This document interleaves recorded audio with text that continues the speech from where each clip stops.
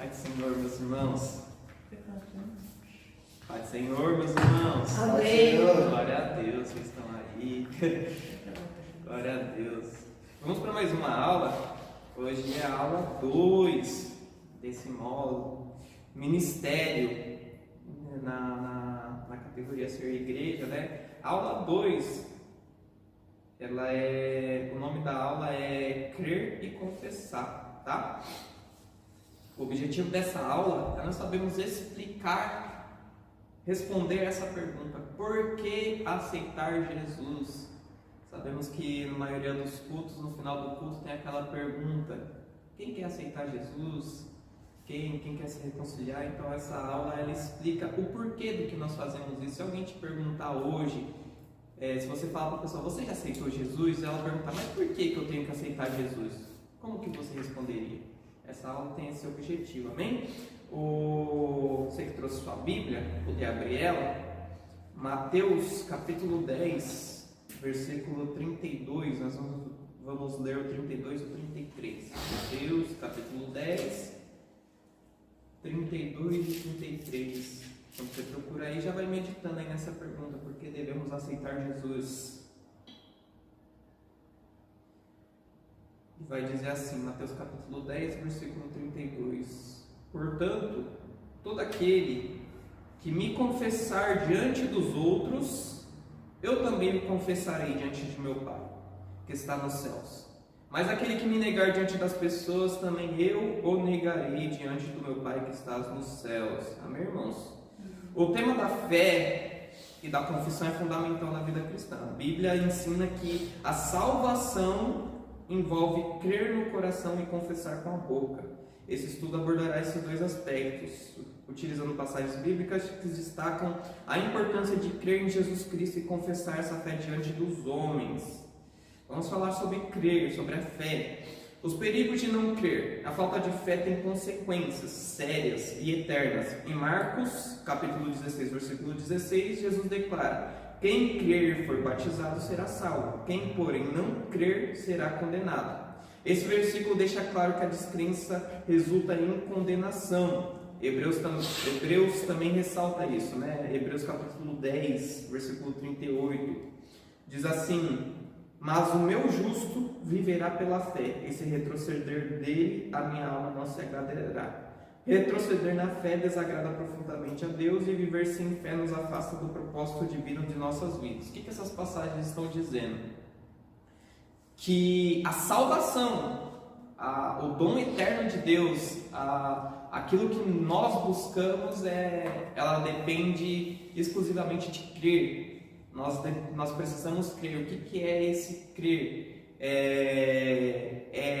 Nós cremos que Jesus Cristo, Ele é o Filho de Deus, que Ele veio como homem para essa terra, Ele sofreu, padeceu pelos nossos pecados, Ele foi crucificado na cruz do Calvário e morreu pelos nossos pecados, para que nós não fôssemos condenados, para que nós pudéssemos alcançar a salvação.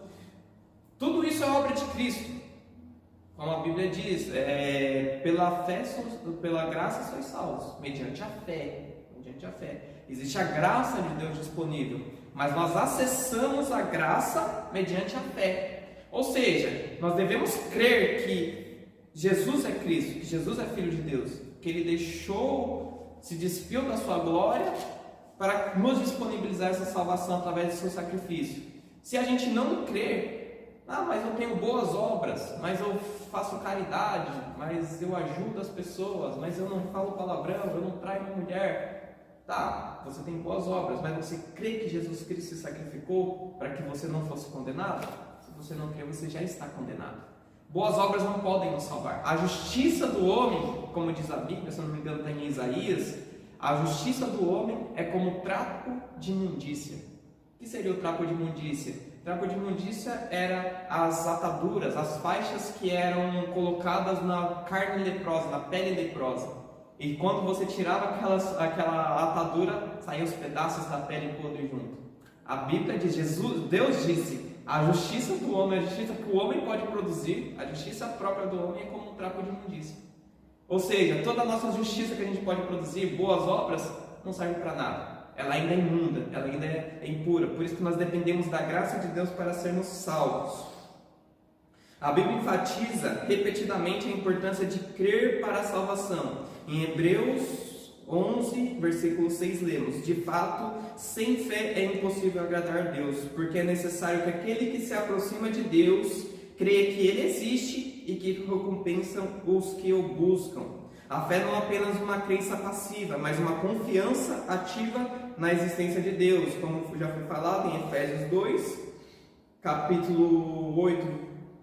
Efésios capítulo 2, versículo 8 ao 10, destaca que pela graça vocês são salvos, mediante a fé. Isso não vem de vocês, é dom de Deus, não de obras, para que ninguém se glorie, pois somos feitura deles, criada em Cristo Jesus, para as boas obras, as quais Deus de antemão preparou para que andássemos nela. A salvação é um dom gratuito de Deus, recebido pela fé, e essa fé nos conduz a uma vida de boas obras, preparadas por Deus para nós.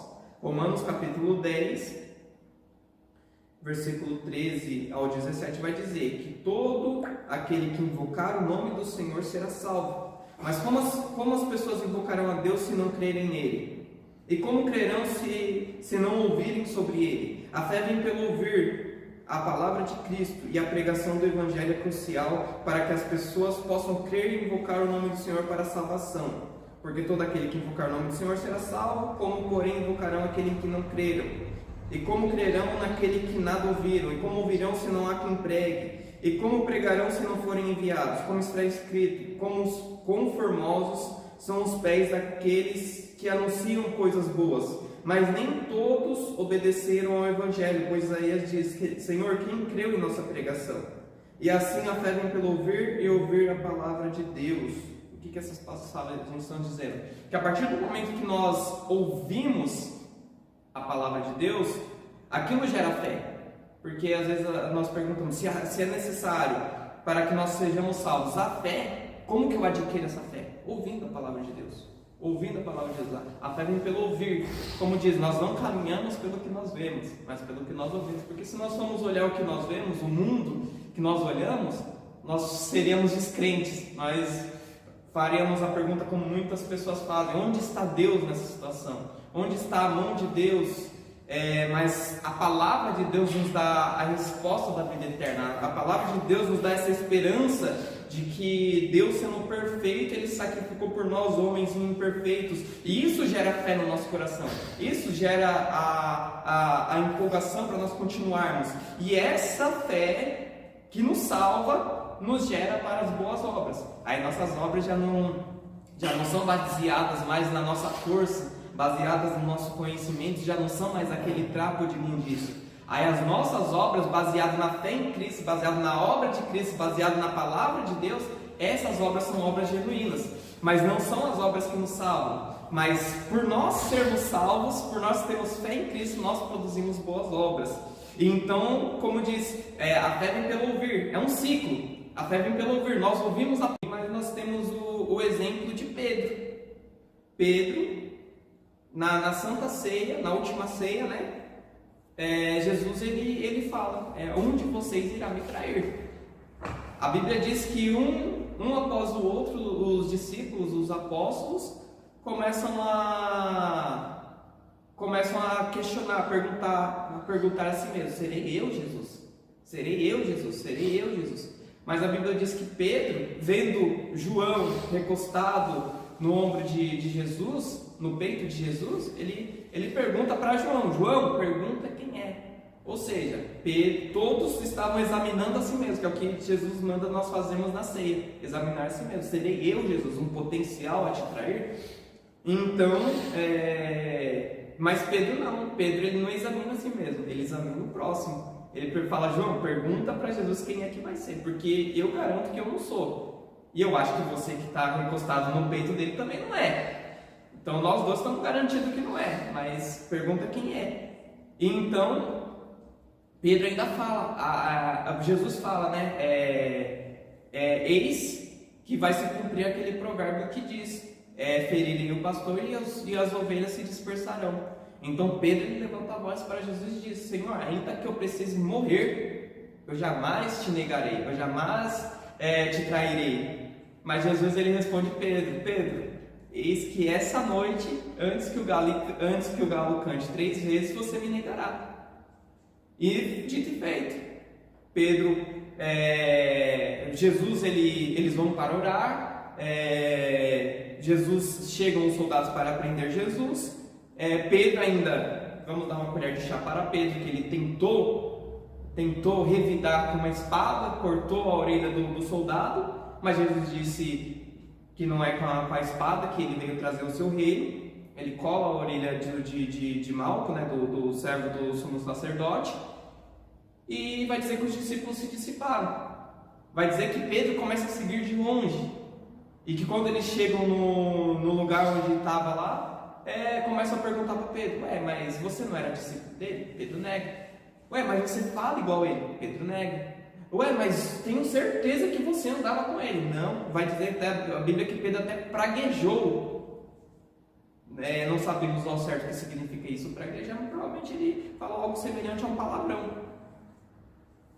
Falou: não, eu não sou discípulo dele. Negou Jesus. E Jesus ele diz: aquele que me negar diante dos homens, eu o negarei diante do meu Pai que está nos céus. Então por isso que nós devemos confessar. E não é simplesmente confessar na sua casa você sozinho: ai Senhor, eu te confesso como meu único e suficiente Salvador. Tem que ser diante das pessoas, tem que ser diante dos homens. Hoje no nosso contexto nós vivemos um contexto cristão. Hoje nós temos essa liberdade para confessar. Ainda que alguém nos julgue, ainda que alguém caçoe, ainda que alguém fale mal, nós não temos uma perseguição que muitas pessoas têm. Que se confessar, perdem a cabeça, que se confessar, são enterrados vivos, que se confessar, são mortos à espada, são mortos na guerra, que se confessar Jesus, não podem entrar em um país, ou não podem pregar a palavra em um país. Essa é o cerne do Evangelho, esse é a raiz do Evangelho, crer e confessar. Amém? Finalmente, Mateus capítulo 12, versículo 34, nos lembra que a boca fala do que o coração está cheio. As palavras que falamos refletem o que está em